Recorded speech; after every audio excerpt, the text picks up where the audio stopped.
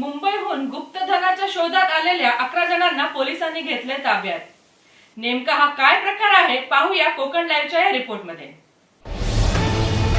दापोली तालुक्यातील दाभोळ गावात गुप्तधनासाठी खोदकाम करणाऱ्या 11 जणांना दाभोळ पोलिसांनी अटक केले। दाभोळ पोलीस रात्री पेट्रोलिंग करत असताना वरचा मोहल्ला गणपती मंदिर परिसरात एका घरात लाईट चालू दिसली। पोलिसांना याबाबत संशय आल्याने त्यांनी त्या घराची पाहणी केली।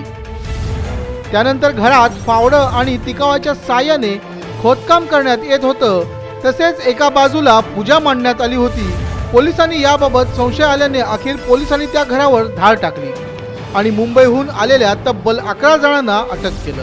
और मंत्र उच्चारण वगैरह कर रहा था, तो उसके बारे में उन्होंने पूछताछ की तो समझ में आया कि गुप्तधन के बारे में इनकी पूजा वगैरह हो रही।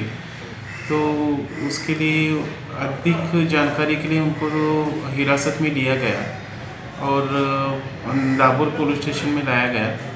उनकी इंक्वायरी हुई और ये गुप्तधन के खोज में ही इनका ये सब कर रहे थे, ऐसा मालूम हुआ करके वो जादू टोना जो 2013 का जो नया कायदा महाराष्ट्र शासन ने किया है, वो उसके अनुसार एक ऑफेंस रजिस्टर किया गया और उसमें 11 लोगों को अरेस्ट की गई है और 17 जनवरी तक उनकी PCR है।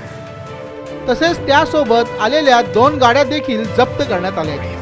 सुमारे 150 वर्षापूर्वीचे हे घर असल्याचं बोललं जातंय। या घरात धाड टाकल्याच्या नंतर सगळ्या व्यक्तींची एकच भंबेरी उडाली। अखेर पोलिसांनी या सगळ्यांना अटक केले। खोदलेला खड्डा हा 5 फूट रुंद व 14 फूट खोल असल्याचं सांगितलं जातंय। या सगळ्यांविरोधात जादूटोना विरोधी कायद्याअंतर्गत कारवाई करण्यात आली। मुजम्मिल जैतापकर, कोकण लाईव्ह, दापोली।